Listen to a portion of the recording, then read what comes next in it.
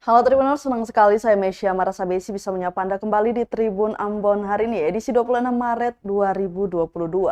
Tribuners, sejumlah berita terbaru dari kota Ambon dan sekitarnya akan kami hadirkan untuk Anda. Kita mulai dengan berita pertama.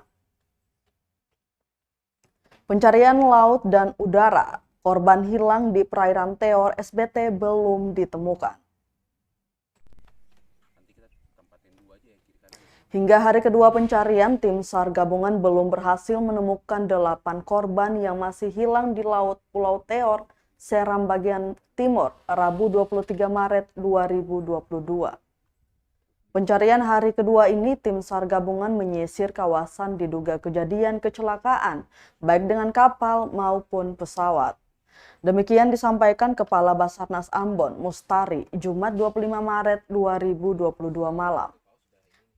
Menurutnya proses pencarian hari kedua ditutup sementara dan akan dilanjutkan besok pagi. Sebelumnya diketahui longboat yang tenggelam di antara Pulau Teor dan Pulau Bam sejak Rabu 23 Maret 2022 sekitar pukul 16.00 waktu Indonesia Timur memuat 13 orang.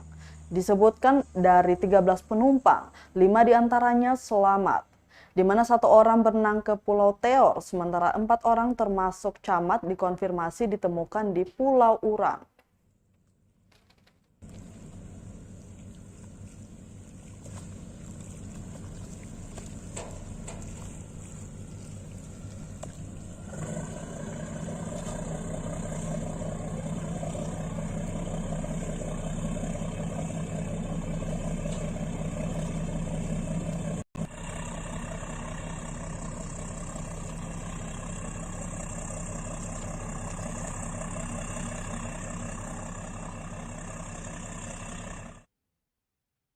Dipadati pengunjung, McD Ambon pakai bahu jalan untuk drive-thru, lalu lintas tersendat.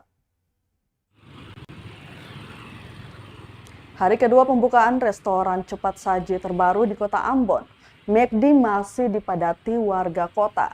Saking ramainya, antrian kendaraan pun mengular hingga ke lahan parkir Sabtu 26 Maret 2022 siang. Bagi pengunjung yang datang dengan kendaraan roda 2 akan diarahkan untuk parkir di bahu jalan Benteng Kapaha. Sementara ruas jalan Kaki Ali dipasangi pembatas sebagai jalur masuk McD. Pembatas jalan yang dipasang pun berjarak kurang lebih 20 meter dari jalan masuk McD. Akibatnya pengguna roda 2 dan 4 yang melintasi kawasan tersebut harus mengurangi laju kendaraannya. Kondisi ini membuat lalu lintas di area itu tersendat dan rawan kemacetan pada sore hari. Diberitakan sebelumnya pengunjung tumpah ruah pada setiap meja yang disediakan restoran cepat saji itu pada grand openingnya, Jumat 25 Maret 2022 kemarin. Cara memesannya pun berbeda dari restoran cepat saji kompetitor, yakni menggunakan 3 buah monitor layar sentuh untuk kemudian mendapatkan nomor meja. Tak hanya pada pilihan makan di tempat, antrian panjang kendaraan juga terlihat pada layanan drive-thru yang disediakan.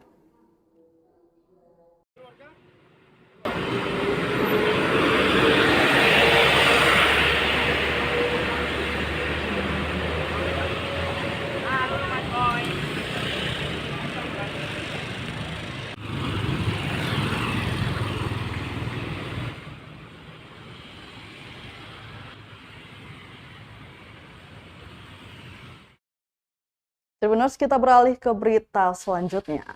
Dipukuli dan diancam warga, saksi ahli kasus ADD Haruko resmi lapor polisi.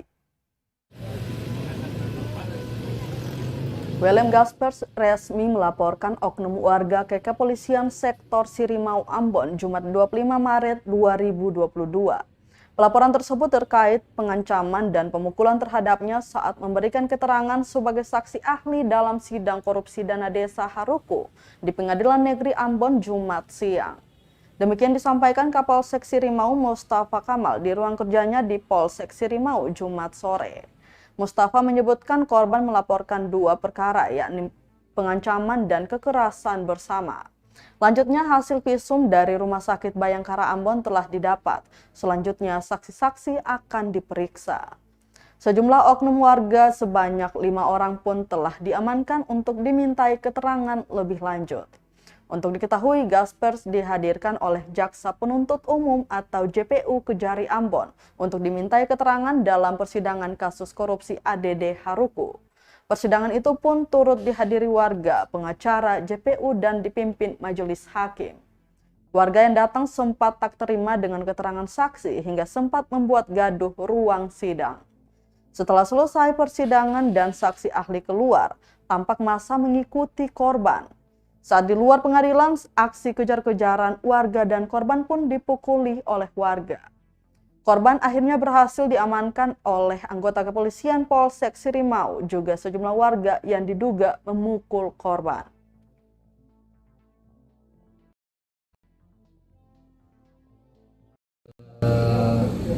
Korupsi anggaran dana desa di negeri Haruku itu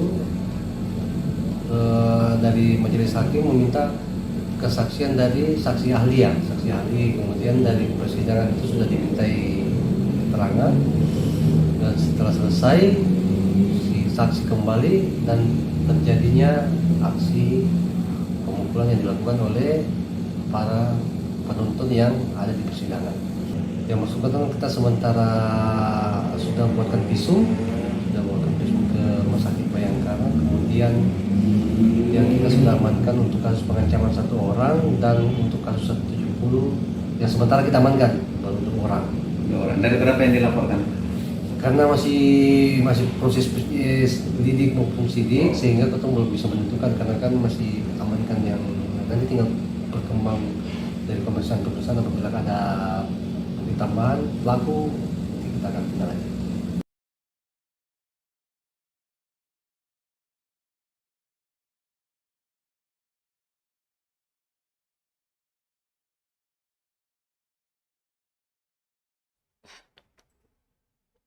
Dari Kota Ambon kita ke Pulau Buru. Yayasan Bina Umat Buru wisudakan 33 tahfiz, komitmen cetak hafiz Al-Quran. Yayasan Bina Umat Buru menggelar wisuda tahfiz di Sekolah Dasar SD Islam Terpadu, Kabupaten Buru, Maluku, Sabtu 26 Maret 2022. Wisuda itu berlangsung di Aula Kantor Bupati Buru. Sebanyak 33 siswa di wisuda tahfiz hari ini. Mereka terdiri dari 2 penghafal Al-Quran Juz 29 sebanyak 2 orang dan 31 penghafal Al-Quran Juz 30. Mewakili Bupati Buru, Sekretaris Daerah M. Ilyas Hamid mengatakan adanya wisuda tahfiz dapat menumbuh kembangkan minat baca Al-Quran di kalangan masyarakat, sehingga harapan pemerintah membumikan Al-Quran di bumi Bupolo dapat terwujud. Senada dengan itu, Ketua Yayasan Bina Umat Buru, Abdul Latif Hair, mengatakan wisuda hari ini bagian daripada kalender pendidikan berjalan. Lanjutnya, hingga saat ini sudah ada 5 angkatan tahfiz di bawah naungan Yayasan Bina Umat. Latif menuturkan ilmu agama penting diajarkan kepada generasi karena itu sebagai pondasi dalam kehidupan. Dia berharap semoga siswa yang diwisudakan ini bisa memberikan yang terbaik kepada orang tua maupun orang lain. Wisuda patut untuk kita sebut Al-Quran dan pendidikan agama ini sangat penting sebagai awal untuk kita membina generasi kita. Ini mendorong pada Bupolo juga, pada apa Gelora juga tidak. Oh iya, yang seperti saya sampaikan setelah yayasan ini dia terbentuk, program gerakan Bupolo Maghrib Mengaji ini sebenarnya kami sudah jalan sebelum Perda ini dia terbentuk. Sejak yayasan ini dari awal dia berdiri. Makanya tadi ketika dalam sambutan saya tegaskan bahwa kami Yayasan Bina Umat itu telah mendukung program pemerintah daerah lewat Perda gerakan Bupolo Maghrib Mengaji. Hingga bagi kami harapan di yayasan sebagaimana tadi kita sampaikan bahwa memang keinginan ketum itu ada sedikit evaluasi tentang program Bupolo Maghrib Mengaji itu. Pasangan mahkota kepada Ibunda tercinta atas segala jasa-jasa kesabaran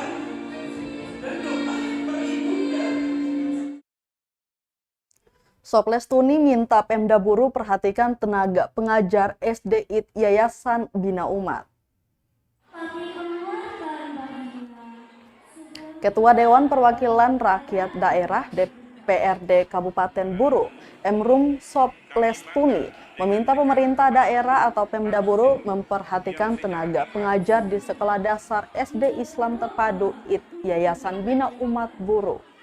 Hal itu ia sampaikan dengan harapan para tenaga pengajar lebih semangat dalam pembelajaran. Diungkapkan dukungan yang diberikan bukan saja berupa lisan, namun bentuk material karena tidak semua tenaga pengajar itu berstatus ASN. Menurutnya, perhatian dari Pemda menjadi sangat penting juga untuk meningkatkan kualitas pendidikan di sekolah tingkat dasar itu. Diberitakan sebanyak 33 tafsizul Quran Juz 29 dan Juz 30 di SD IT Yayasan Bina Umat Buru hari ini diwisudakan. Mereka terdiri dari 2 penghafal Al-Quran Juz 29 dan 31 penghafal Al-Quran Juz 30.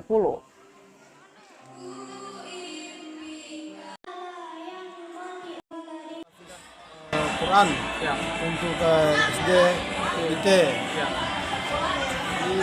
Ya, alhamdulillah atas nama penyelenggara pemerintah daerah sebagai ketua DPRD, kita memberikan dukungan dan memberikan apresiasi kepada Yayasan Bina Umat, Yayasan Bina Umat yang sudah sering melakukan wisuda tahfiz Quran ini.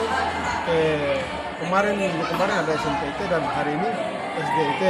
Sebagai penyelenggara pemerintah daerah, kita memberikan dukungan dan harusnya kita juga memberikan dukungan bukan secara lisan, tapi harus ada bentuk moral dan bentuk pengakuan materi yang kita berikan. Buktinya dari sekolah tenaga pengajar sekitar 50 lebih, itu kurang lebih hanya 7 orang yang berstatus ASN dan 30 orang lebih sekian itu masih bersifat honorer yang dibiayai oleh iuran dari orang tua murid, dari siswa-siswa. Sehingga ini perlu diperhatikan oleh pemerintah daerah untuk kita dorong paling tidak ada intensif kepada mereka setiap bulannya. Kita sharing dengan iuran yang diberikan oleh orang tua siswa.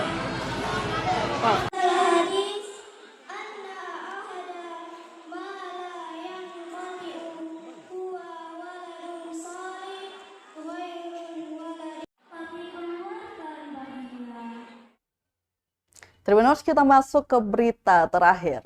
Wakil rakyat nilai ada kita ulangi Tribuners.